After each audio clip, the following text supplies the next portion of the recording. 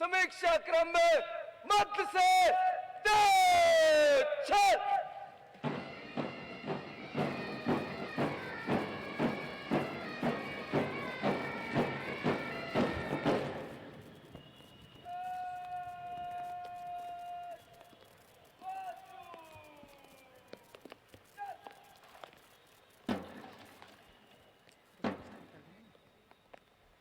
भारत के कण कण में तिरंगे का नूर है।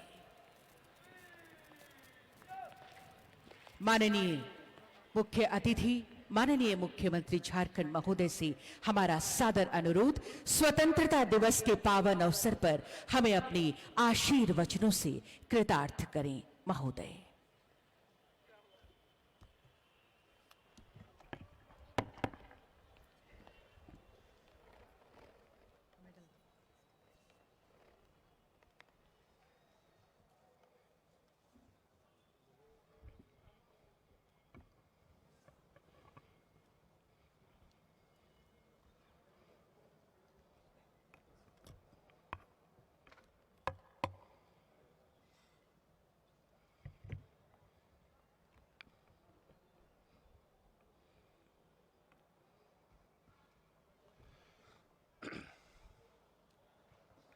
प्यारे झारखंड वासियों, जोहार।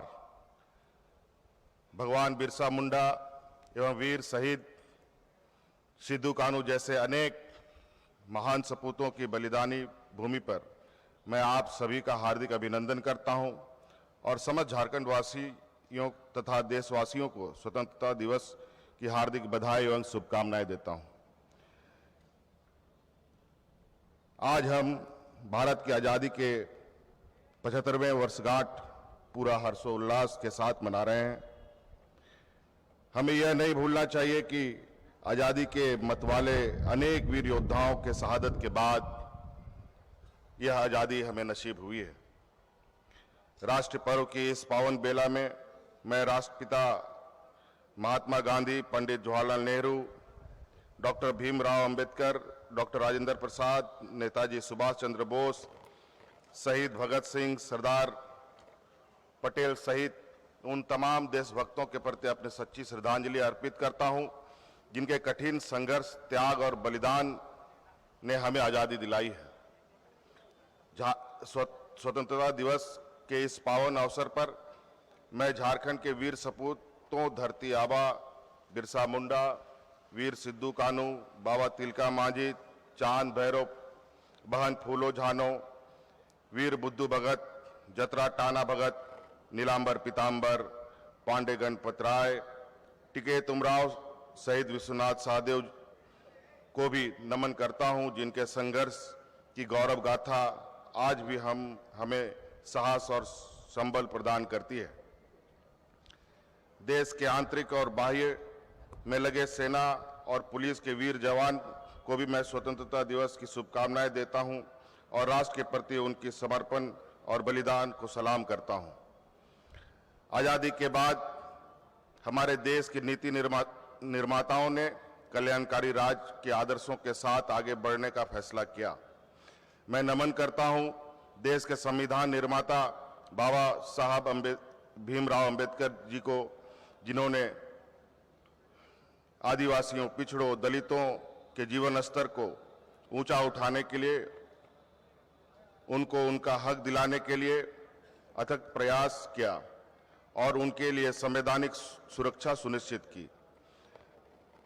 महान एवं दूरदर्शी सोच रखने वाले बाबा साहब ने कहा था कि राष्ट्रवाद तभी औचित्य ग्रहण कर सकता है जब लोगों के बीच जाति, नस्ल और रंग का भेद भुलाकर उनके बीच सामाजिक भाईचारा को सर्वोच्च स्थान दिया जाए। अमर शहीद भगत सिंह ने भी कहा था कि भारत में संघर्ष तब तक जारी रहेगा जब तक मुट्ठी भर शोषणकर्ता अपने हितों की पूर्ति के लिए सामान्य जनता के श्रम का शोषण करते रहेंगे। यह बात सही है कि देश की आज़ादी, देश के आदिवासी, पिछड़े एवं दलित वर्ग आज़ादी के बाद पिछले 75 वर्षों में सामाजिक, आर्थिक एवं राजनीतिक रूप से काफी सशक्त हुए हैं, लेकिन अभी भी हम समतामूलक समाज की स्थापना के लक्ष्य से दूर हैं। मेरे विचार में हम तब तक इस लक्ष्य को प्राप्त नहीं कर सकते जब तक हम व्यक्ति द्वारा व्यक्ति के शोषण को रोकने में सफल ना होंगे। हमारी सरकार गठन के बाद हमने यह लक्ष्य तय किया कि आजादी के संघर्ष में बलिदान देने वाले झारखंड के वीर सपूतों के सपनों का झारखंड बनाएंगे। जिन उम्मीदों को लेकर झारखंड राज्य का निर्माण हुआ, हम उनको पूरा करने के लिए मजबूती एवं ईमानदारी प्रयास करेंगे। हमारी सरकार विकास मूल मंत्र आधार लोकतंत्र के दृष्टिकोण के साथ एक सशक्त राज्य के निर्माण हेतु निरंतर प्रयत्नशील है। नवाचार सूचकांक में झारखंड की प्रदर्शनी बेहतर हुआ है और हम कई पायदान आगे बढ़े हैं। स्वच्छता मानकों में भी हम कई राज्यों से बेहतर स्थिति में हैं। राष्ट्रीय परिवार स्वास्थ्य सर्वेक्षण की रिपोर्ट के आधार पर राज्य में शिशु मृत्यु दर, कुपोषण तथा महिलाओं एवं बच्चों में व्याप्त एनीमिया में उल्लेखनीय रूप से कमी आई है। हमारे नौनिहालों एवं गर्भवती माताओं के लिए अब राज्य में बेहतर स्वास्थ्य सुविधा और देखभाल सुनिश्चित हुआ है। जहां कई राज्यों में पेड़ों और जंगलों को काटे जाने की से हरियाली में कम हुई है, वहीं हमारे राज्य में वन संरक्षण के क्षेत्र में बेहतर प्रदर्शन करते हुए वर्ष 2019 से वर्ष 2021 के बीच वन क्षेत्र में 110 वर्ग किलोमीटर की वृद्धि दर्ज की गई है। राज्य में सड़क मार्ग, रेल मार्ग, वायु मार्ग तथा जल मार्ग का विस्तार हुआ है। राज्य में शिक्षा एवं स्वास्थ्य के स्तर में उन्नयन हुआ है। ये सब राज्य के विकास के पथ पर अग्रसर होने के सूचक हैं। वहीं दूसरी तरफ युवाओं के लिए रोजगार सुनिश्चित करना एवं श्रमिकों का पलायन भी राज्य के लिए एक बहुत बड़ी चुनौती बनी हुई है। हमारी सरकार ने झारखंड राज्य निजी क्षेत्र में स्थानीय उम्मीदवारों का नियोजन अधिनियम 2021 गठित किया है। इस अधिनियम के तहत प्रत्येक नियोक्ता 40,000 रुपए तक के मासिक वेतन वाले पदों के कुल रिक्ति के 75% पद पर स्थानीय उम्मीदवारों को नियोजित करेगा। 16 जुलाई 2022 को निजी क्षेत्र में स्थानीय नियोजन नीति के उद्घोषणा एवं नियुक्ति हेतु ऑफर लेटर वितरण समारोह में करीब 11,000 स्थानीय युवकों को नियुक्ति हेतु ऑफर लेटर दिया गया है। स्थानीय युवाओं के लिए राज्य के भीतर ही रोजगार उपलब्ध कराने और पलायन को रोकने के लिए यह निर्णय मील का पत्थर साबित होगा। यह बात सही है कि वर्तमान स्थिति में हम राज्य से पलायन को पूरी तरीके से रोक नहीं सकते, पर विपदा की स्थिति में हम अपने प्रवासी श्रमिकों को हर संभव सहायता पहुंचाने का प्रयास कर रहे हैं। किसी भी प्रकार की आकस्मिकता अथवा आपदा की स्थिति में, चाहे वह देश में हो या देश के बाहर, उन तक तत्काल सहायता पहुंचाने तथा श्रमिकों की सुरक्षित घर वापसी की व्यवस्था सरकार द्वारा की गई है। कई बार दुर्घटना आदि में श्रमिकों की मृत्यु हो जाती है। ऐसे मृत प्रवासी श्रमिक के आश्रितों को सरकार की ओर से 1 लाख रुपए की सहायता राशि दी जा रही है। मैं मजदूर भाइयों को यह भरोसा दिलाना चाहता हूं कि हमारी सरकार हर कदम उनके साथ है। खनिज संसाधनों से परिपूर्ण और संभावनाओं से भरे हमारे राज्य में विकास को गति देने के लिए कई नीतियां बनाई गई हैं। इसी उद्देश्य से झारखंड औद्योगिक एवं निवेश प्रोत्साहन नीति 2021 लागू की गई है। इस नीति में कोर सेक्टर, खासकर खाद्य प्रसंस्करण, नवीकरणीय ऊर्जा, लॉजिस्टिक, खनिज तथा वस्त्र आधारित उद्योग पर विशेष रूप से ध्यान केंद्रित किया गया है। श्रम आधारित उद्योगों की स्थापना से राज्य में रोजगार के नए अवसर सृजित होंगे। वहीं दूसरी तरफ नई एवं आधुनिक प्रौद्योगिकी पर आधारित उद्योगों की स्थापना से औद्योगिक राज्य के रूप में झारखंड की पहचान फिर से स्थापित होगी। राज्य से निर्यात को बढ़ावा देने के लिए रांची में वर्ल्ड ट्रेड सेंटर का शिलान्यास किया गया। वर्ल्ड ट्रेड सेंटर से अंतर्राष्ट्रीय व्यापार, विशेषकर निर्यात संवर्धन से संबंधित तमाम गतिविधियां एक ही छत के नीचे संचालित होंगी। इस अवसर पर राज्य के उद्यमियों को ऋण एवं अन्य सुविधा प्रदान करने के लिए सिडबी और उद्योग विभाग के बीच एमयू भी साइन किया गया है। वर्ल्ड ट्रेड सेंटर झारखंड की आर्थिक गतिविधियों को मजबूत करने में अहम रोल निभाएगी। हमारी सरकार द्वारा राज्य को टूरिस्ट डेस्टिनेशन के रूप में स्थापित करने के लिए नई पर्यटन नीति 2021 अधिसूचित की गई है। इस पर्यटन नीति में राज्य में पर्यटन क्षेत्र में निवेश पर विभिन्न प्रकार के प्रोत्साहन दिए जाने का प्रावधान है। इसके साथ ही राज्य एवं राज्य के बाहर से आने वाले पर्यटकों को सभी सुविधाएं मुहैया कराने के लिए पर्यटक स्थलों एवं उसके आसपास आधारभूत संरचनाओं का निर्माण कराया जा रहा है। राज्य सरकार द्वारा नियुक्ति की प्रक्रिया को गति प्रदान करने के लिए विभिन्न नियुक्ति एवं परीक्षा संचालन नियमावलियों के गठन तथा संशोधन की कार्रवाई प्राथमिकता के साथ की गई है। मैंने सभी विभाग को स्पष्ट निर्देश दिया है कि राज्य सरकार के अधीन रिक्त पदों को तेजी से भरने की कार्रवाई की जाए। राज्य निर्माण के बाद पहली बार हमने अनुमंडल कृषि पदाधिकारी के पद पर युवक युवतियों की नियुक्ति किया है। राज्य की विधि विज्ञान प्रयोगशाला में खाली पदों को भी भर चुके हैं।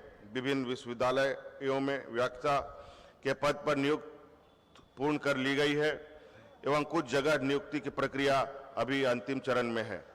जेपीएससी के नियमावली गठन करने के साथ साथ हमने रिकॉर्ड 251 दिन में विभिन्न विभाग अंतर्गत 11 सेवाओं के कुल 252 रिक्त पदों पर नियुक्ति की प्रक्रिया पूर्ण करते हुए अभ्यर्थियों को नियुक्ति पत्र भी दिया है। सरकारी कर्मियों के लिए पुरानी पेंशन बहाल करने के संबंध में मैंने वादा किया था। इस संबंध में कैबिनेट से प्रस्ताव भी पारित हो चुका है। एसओपी निर्माण की प्रक्रिया आगे बढ़ रही है। शीघ्र ही इसे पूर्ण रूप से लागू कर दिया जाएगा। झारखंड राज्य के खिलाड़ियों को हर प्रकार की सुविधा देने के लिए दृढ़ संकल्पित है।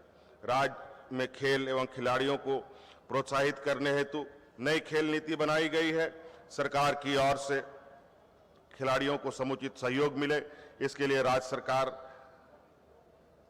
में पहली बार जिला खेल पदाधिकारियों की भी नियुक्ति की गई है। इन सब से राज्य में एक बेहतर माहौल तैयार हुआ है, जिससे खिलाड़ियों की प्रतिभा निखर कर सामने आई है और राज्य के खिलाड़ी राष्ट्रीय एवं अंतर्राष्ट्रीय फलक पर झारखंड की प्रतिभा का लोहा मनवा रहे हैं।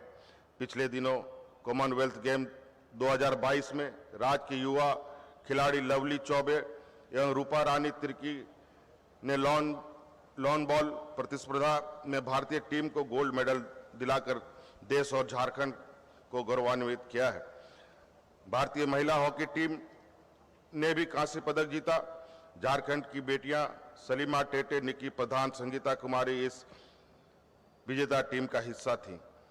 इसके पहले भी सलीमा टेटे व निकी प्रधान ने ओलंपिक में अपनी उत्कृष्ट प्रदर्शन से सबका दिल जीता है। आज हमारे राज्य में कई खिलाड़ी विभिन्न खेल स्पर्धाओं में देश की प्रतिनिधित्व कर रहे हैं और राष्ट्रीय एवं अंतर्राष्ट्रीय स्तर पर झारखंड का नाम रोशन कर रहे हैं। सर्वजन हिताय एवं सर्वजन सुखाय के सिद्धांत को लक्ष्य कर हमने सर्वजन पेंशन की शुरुआत की, जिससे समाज के अंतिम पायदान पर खड़े वृद्ध, निराश्रित महिलाएं एवं दिव्यांग को सम्मान से जीने का हक प्राप्त हो सके। प्रारंभ होने के बाद अब तक लगभग 12 लाख लाभुकों को भी इस योजना से जोड़ा जा चुका है। राज्य के 29,000 से भी अधिक गांव में करीब 35 लाख परिवारों को सखी मंडलों से जोड़ा जा चुका है। इन सखी मंडलों को 3,700 करोड़ रुपए से अधिक से ज्यादा राशि चक्रीय निधि के रूप में उपलब्ध कराई गई है। प्लास ब्रांड अंतर्गत ग्रामीण महिलाओं के द्वारा उत्पादित एवं संग्रहित उत्पादों को अलग पहचान मिले तथा लोगों के द्वारा इन उत्पादों को काफी पसंद भी किया जा रहा है। सखी मंडल के उत्पादों को राज्य के साथ राष्ट्रीय स्तर पर पहचान स्थापित कर सखी मंडलों की अच्छी आमदनी सुनिश्चित की जा रही है। ग्रामीण क्षेत्र में गरीबी और पिछड़ापन दूर करने में मनरेगा महत्वपूर्ण भूमिका निभा रहा है। वर्ष 2020 में हमारी सरकार ने मनरेगा एवं अन्य योजनाओं के अभिसरण के माध्यम से 4 महत्वपूर्ण योजनाओं यथा बिरसा हरित ग्राम योजना, नीलांबर पीतांबर जल समृद्धि योजना, वीर शहीद पोटो हो खेल योजना तथा दीदी बाड़ी योजना का शुभारंभ किया था। उक्त सभी योजनाओं का सफलतापूर्वक संचालन किया जा रहा है। बिरसा हरित ग्राम के अंतर्गत इस वर्ष लगभग 21,000 एकड़ में फलदार वृक्ष लगाए जा रहे हैं। नीलांबर पीतांबर जल समृद्धि योजना के तहत राज्य में जल छाजन सिद्धांत को अपनाते हुए वर्तमान वित्त वर्ष में लगभग 20,000 योजनाओं को पूर्ण किया गया है तथा लगभग 81,000 योजनाओं पर कार्य जारी है। वीर शहीद पोटो हो खेल योजना के तहत 140 खेल मैदान का निर्माण कार्य पूर्ण कर लिया गया तथा 2,487 खेल के मैदान का निर्माण कार्य प्रगति पर है। राज्य की लगभग 5 लाख महिलाओं को दीदी बाड़ी योजना से लाभान्वित किए जाने का लक्ष्य है। मनरेगा में राज्य सरकार द्वारा अपनी निधि से राशि की व्यवस्था करते हुए दैनिक मजदूरी के रूप में 237 रुपये भुगतान कर रही है। हमारी सरकार हमारे किसान भाई दिन रात मेहनत और मजदूरी कर फसल उगाते हैं और राज्य के लिए खाद्य सुरक्षा सुनिश्चित करते हैं। कृषि के विकास एवं किसानों की खुशहाली के लिए हमारी सरकार हर स्तर पर प्रयास कर रही है।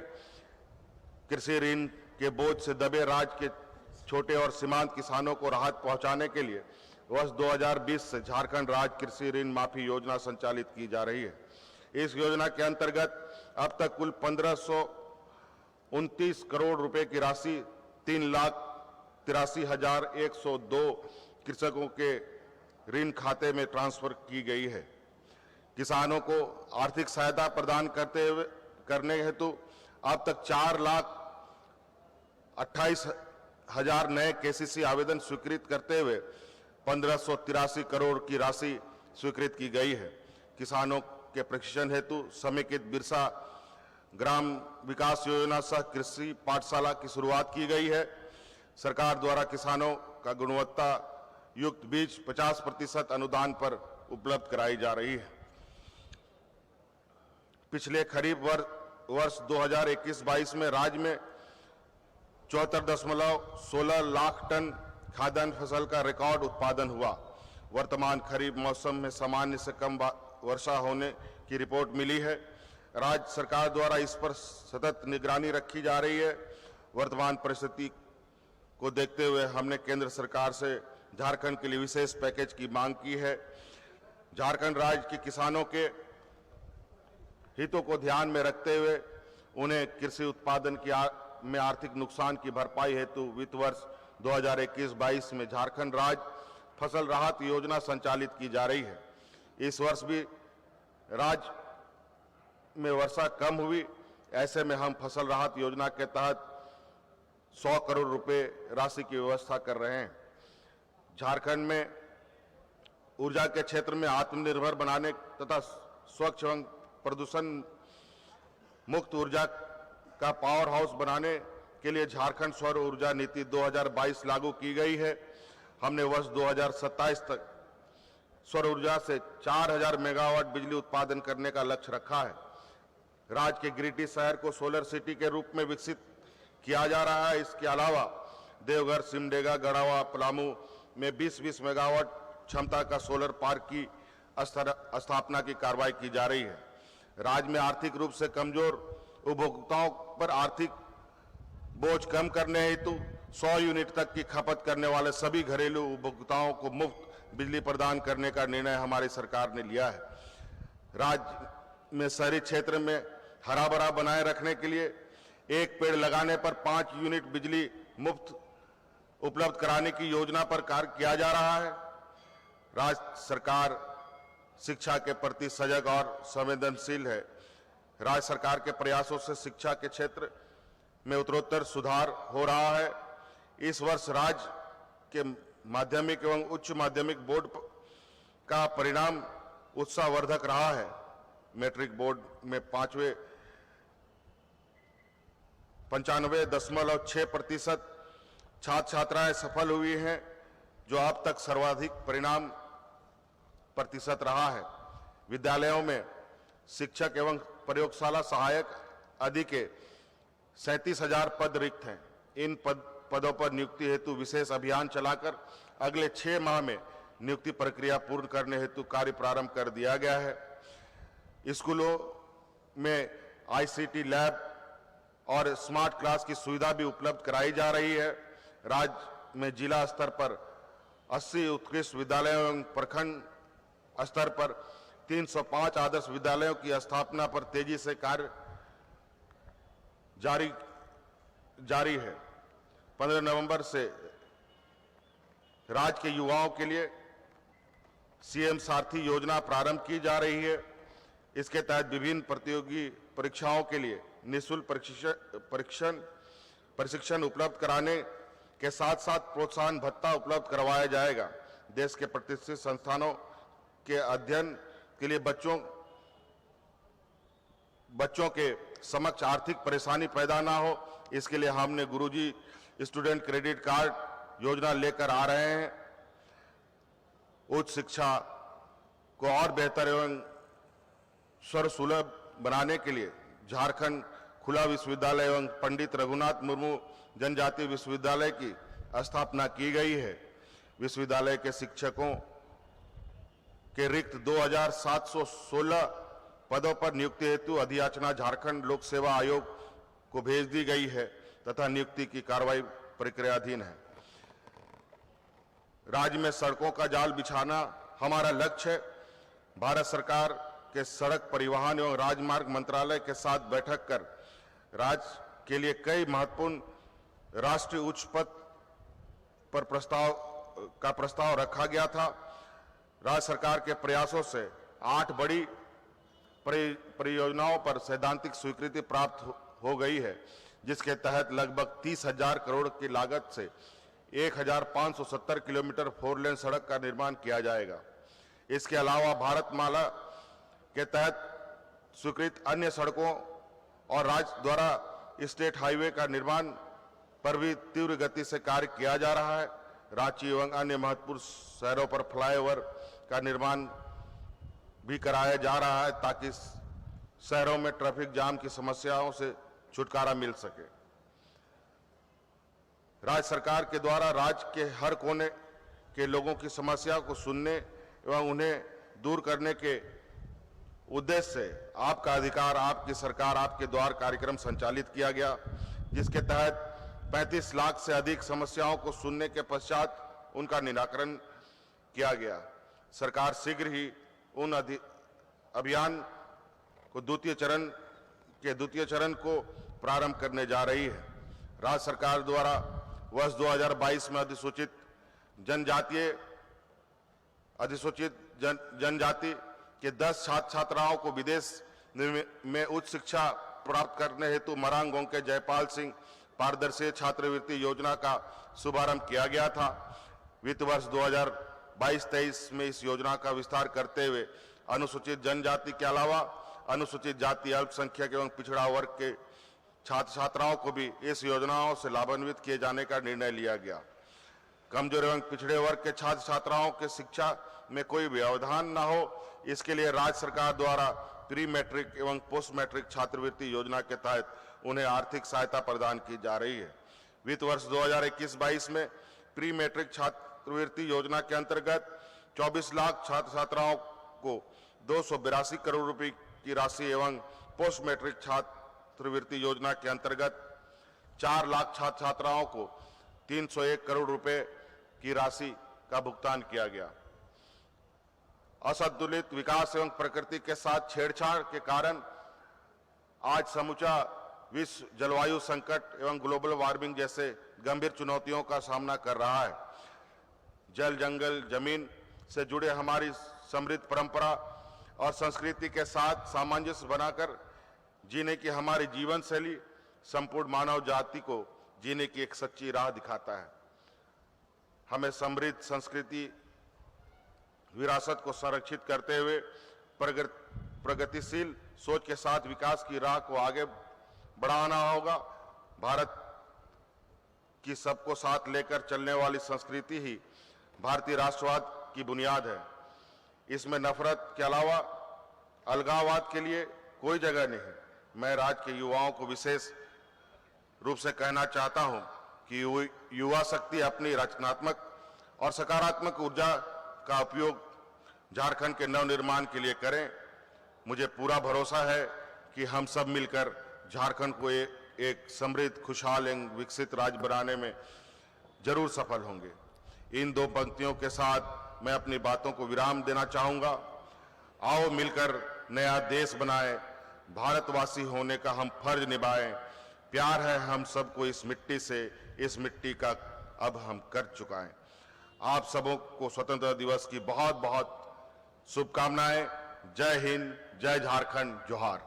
बहुत बहुत आभार व्यक्त करते हैं माननीय